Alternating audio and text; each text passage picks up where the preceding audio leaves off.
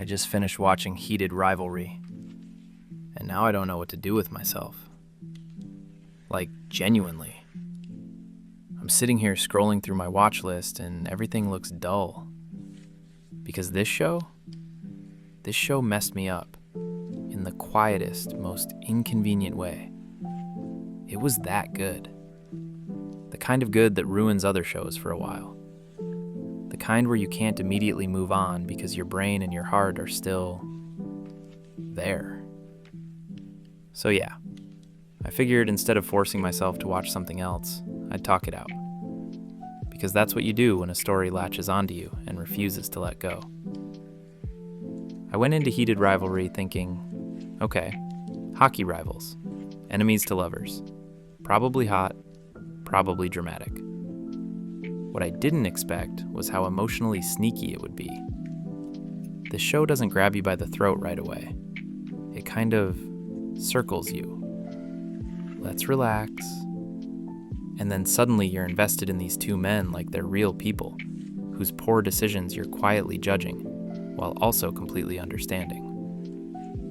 It starts simple.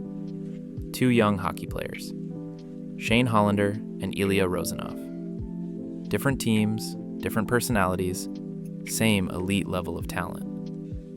They meet as rivals first, and you can feel that tension immediately. That charged awareness of someone who matches you a little too well. The kind of person who sees you and hates you for it.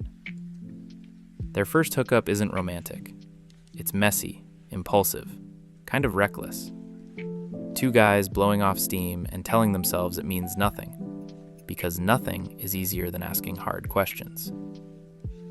At this point in the timeline, it really is just sex. Or at least, that's the lie they're both clinging to. As the years move forward, and the show jumps around a lot, but emotionally this part is very clear. The pattern forms. Secret meetups, hotel rooms, long stretches apart followed by intense closeness. They keep colliding and pulling away, colliding and pulling away. And what hurt me the most was how believable their avoidance felt. No big speeches, no dramatic declarations, just silence, deflection.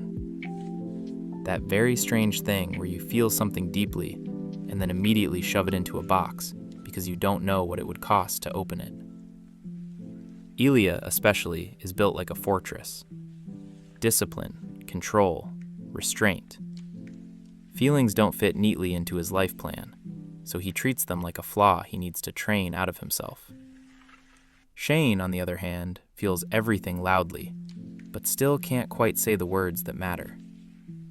Watching them miss each other over and over again, not because they don't care, but because they care too much, was painful in that slow, aching way. The middle of their story is where it really starts to hurt. Careers are peaking. Public attention is bigger. The stakes are higher. And suddenly this thing they've been hiding for years feels heavier, riskier. You can feel the weight of what they're not saying pressing down on every interaction. And then, the shift. Not a grand turning point, not fireworks, just accumulation. Years of choosing each other in private, slowly demanding to be acknowledged out loud. The love shows up before the language does. They're gentler, more honest when no one's watching, less willing to pretend it doesn't matter. By the time we reach the cottage, and honestly, if you know, you know, everything else falls away. No crowds, no noise, no roles to perform.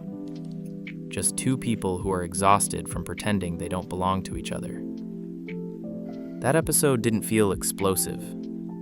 It felt quiet, tender, earned, like finally exhaling after holding your breath for years.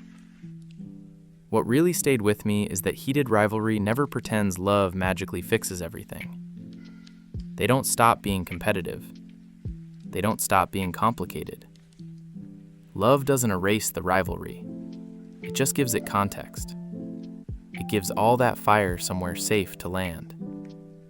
And when the season ends, it doesn't wrap things up with a bow. It leaves you in that very real, very surreal space where something beautiful has begun, but the hard parts are still ahead. And honestly, I respected that so much. So yeah, that's why I'm sitting here unable to press play on anything else.